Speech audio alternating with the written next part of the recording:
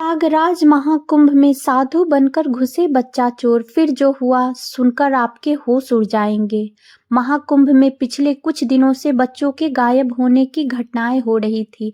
पहले दिन शिविर के पास से एक 8 साल की बच्ची गायब हुई।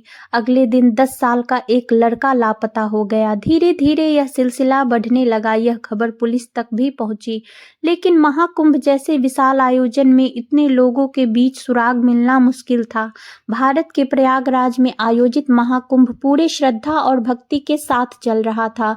गंगा, यमुना और अदृश्य सरस्वती के संगम पर आस्था का सैलाब उमड़ा हुआ था। संगम का हर तट श्रद्धालुओं से भरा हुआ था। देश के कोने कोने से लोग इस दिव्य आयोजन में भाग लेने आए थे। साधु संतों के शिविर, भजन कीर्तन और चारों ओर धार्मिक मंत्र उच्चारण का वातावरण था। इस बार महाकुंभ का आयोजन बहुत ही विशेष था। भक्तों की आस्था चरम पर थी, लेकिन इस पवित्र आयोजन के बीच कुछ ऐसा घटा जिसने सबकी आत्मा को झकझोर कर रख दिया। सेक्टर 21 के बड़े शिविर में उस दिन सुबह हलचल का माहौल था। श्रद्धालुओं का आना जाना लगा हुआ था और हर तरफ गंगा स्नान की तैयारी हो रही थी। इसी बीच शिविर में एक नया साधु आया। उसकी लंबी सफेद दाढ़ी, माथे पर बड़ा चंदन का तिलक और गेरुआ वस्त्र उसे बाकी साधुओं जैसे दिखा रहे थे, लेकिन उसकी आंखों में कुछ अजीब सी चमक थी जो पहली नजर में ही ध्यान खींच लेती थी। मुख्य साधु, जिन्हें लोग स्वामी हरिदास के नाम से जानते थे, शिविर की व्यवस्था संभाल रहे थे। उन्होंने उस नए साधु को देखा और उसके पास जाकर पूछा, महात्मा जी, आप कहाँ से पधारे हैं? साधु ने सिर झुकाकर उत्तर दिया, स्वामी जी, मैं वृंदावन से आया हूँ। संगम पर साधना करने की बहुत इच्छा थी। यहाँ की महिमा सुनकर यहाँ खींचा चला आया। स्वामी हरिदास ने उसकी वाणी की मिठास और उसके व्यक्तित्व की आभा से प्रभावित होकर मुस्कुराते हुए कहा, यह भूमि अत्यंत पवित्र है, आप यहाँ अपने लिए स्थान चुन सकते हैं। संगम का यह तट साधना के लिए सबसे उपयुक्त है। साधु ने विनम्रता से स्वामी हरिदास का धन्यवाद किया और शिविर के एक कोने में अपना डेरा जमा लिया। उसके पास एक झोला था जिसमें से उसने चंदन और भस्म निकाली। वह धीरे धीरे मंत्रोच्चारण करते हुए साधना में लीन हो गया। शिविर में मौजूद अन्य साधु और श्रद्धालु उसे देखकर प्रभावित हुए। लोग उसकी वाणी की मधुरता और उसकी गंभीरता से आकर्षित हो रहे थे। कुछ ही देर में उसके चारों ओर लोगों की भीड़ लगने लगी। वह प्रवचन देने लगा और उसकी बातें सुनने के लिए लोग मंत्रमुग्ध होकर बैठ गए। लेकिन साधु की आंखों में जो चमक थी वह साधारण नहीं थी। उसकी आंखें लोगों की भीड़ में घूम रही थी, खासकर बच्चों पर। उसका झोला केवल चंदन और भस्म से भरा नहीं था, उसमें कुछ और भी था, खिलौने, मिठाइयाँ और छोटे छोटे गहने। यह सब उसने बच्चों को आकर्षित करने के लिए रखा था। शिविर में काम करने वाला 16 वर्षीय अर्जुन, जो स्वामी हरिदास का शिष्य था, ने महसूस किया कि नया साधु कुछ अलग है। उसकी आंखों में एक अलग सी चमक है। अर्जुन ने कई बार देखा कि साधु रात में शिविर से गायब हो जाता था।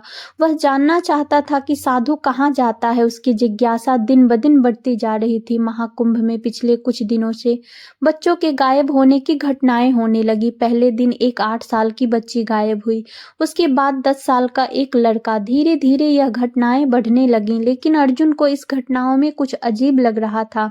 उसे शक था कि इसका संबंध उस नए साधु से हो सकता है। एक रात अर्जुन ने साहस करके साधु का पीछा करने का फैसला किया। उसने देखा कि साधु गंगा के किनारे एक सुनसान जगह पर गया। वहां उसने अपनी झोले से कुछ निकाला और उसे जमीन में दबा दिया। अर्जुन यह देखकर हैरान रह गया। उसने यह बात अपने दोस्त सुरेश को बताई, लेकिन सुरेश ने इसे मजाक में उड़ा दिया। अर्जुन ने ठान लिया कि वह इस रहस्य को सुलझाएगा। उसने अगले कुछ दिनों तक साधु की गतिविधियों पर नजर रखी। इसी बीच प्रयागराज पुलिस को एक गुमनाम कॉल मिली। कॉलर ने बताया कि सेक्टर 21 के शिविर में एक साधु संदिग्ध गतिविधियों में लिप्त है। पुलिस अधीक्षक राजीव सिंह ने इस मामले को गंभीरता से लिया और जांच का आदेश दिया। उन्होंने अपनी टीम से कहा, हम इस संदिग्ध साधु पर कड़ी नजर रखेंगे। एक रात जब साधु फिर शिविर से बाहर गया तो अर्जुन ने उसका पीछा किया। इस बार उसने देखा कि साधु बच्चों को एक झोली में छुपाकर ले जा रहा था। अर्जुन ने तुरंत पुलिस को सूचना दी। पुलिस ने उस साधु को रंगे हाथों पकड़ने की योजना बनाई। कुंभ में उस दिन भीड़ अपने चरम पर थी। गंगा के तट पर हजारों श्रद्धालु स्नान कर रहे थे। इसी बीच में एक मासूम बच्ची जो अपने माँ के साथ आई थी अचानक खो गई। बच्ची की माँ उसे पुकारती रही, लेकिन भीड़ में उसकी आवाज डूब गई। बच्ची डर के मारे रोने लगी और इधर उधर अपनी माँ को ढूंढने लगी। तभी उसी समय साधु की नजर उस बच्ची पर पड़ी। उसने तुरंत उसके पास जाकर कहा, डरो मत बेटी, मैं तुम्हारी मदद करूंगा। तुम्हारी माँ यहीं कहीं होगी, चलो मैं उसे ढूंढने में तुम्हारी मदद करता हूँ। बच्ची को उसकी मधुर वाणी पर भरोसा हो गया। उसने अपने आंसू पोंछे और साधु के साथ चलने लगी।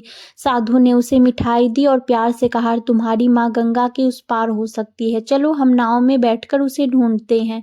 इस बीच बच्ची की माँ ने पुलिस में शिकायत दर्ज कराई। पुलिस ने महाकुंभ के हर कोने में बच्ची को ढूंढने का काम शुरू कर दिया। बच्ची के कपड़ों का विवरण हर अधिकारी को दिया गया। साधु ने बच्ची को नाव में बिठाने की योजना बनाई। उसने एक नाविक को बुलाया और कहा, हमें गंगा के उस पार जाना है। लेकिन नाविक ने देखा कि बच्ची डरी हुई थी। उसने साधु से पूछा, यह बच्ची कौन है? साधु ने झूठ बोलते हुए कहा, यह मेरी शिष्या है, इसकी माँ उस पार है। नाविक को थोड़ा शक तो हुआ, लेकिन साधु के तपस्वी रूप को देखकर उसने कुछ नहीं कहा। इस बीच साधु को सूचना मिली कि एक संदिग्ध साधु को बच्चों के पास देखा गया है।